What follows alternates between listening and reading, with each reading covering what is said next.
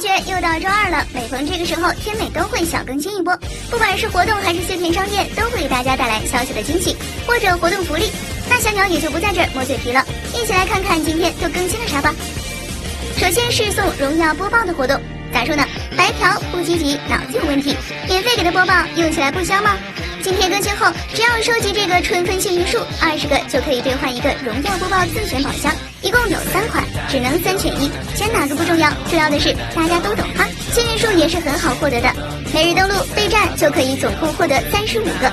其次是镜像对决战士 solo 的开启，有想试试是不是边路之败的小伙伴可以去修炼一下。然后就是英雄修炼又来了，咋说呢？5000金币对于没有全英雄的小伙伴还是非常香的，平时没时间打的，想攒5000那可老费劲了。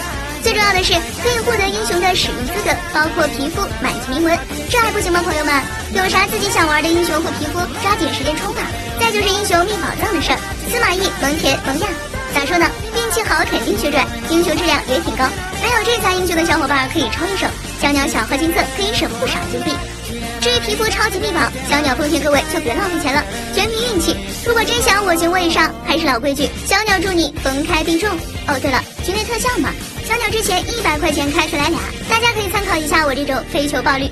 最后就是碎片商店的更新，还是老规矩，单独出一期视频盘一下，问题修复我也不啰嗦了，大家简单看看就好。哦对，差点忘了大事儿，经过大家5天的投票，嫦娥圆梦皮肤终于有消息了。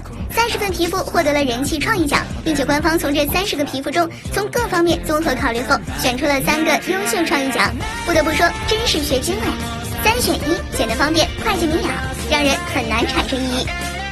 到底是什么样的皮肤从30个皮肤中脱颖而出？一起来看看吧。小声说一句，我只能说每一款都很好看，很难抉择。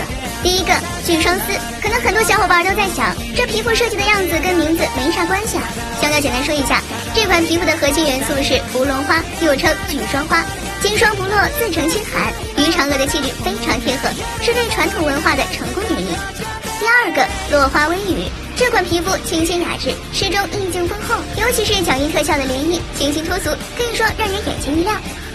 第三个水月镜花，这款皮肤的独到之处，官方有所解释，水中花、镜中月都足以比拟嫦娥空灵疏离的气质。怎么说呢？这3款皮肤各有千秋，抛开别的不说，能从官方评选中脱颖而出的，肯定是最贴合游戏本身的，包括局内外模型以及特效。不过要真让小鸟分出个1、2、3，还真挺难的。小伙伴，你们怎么看呢？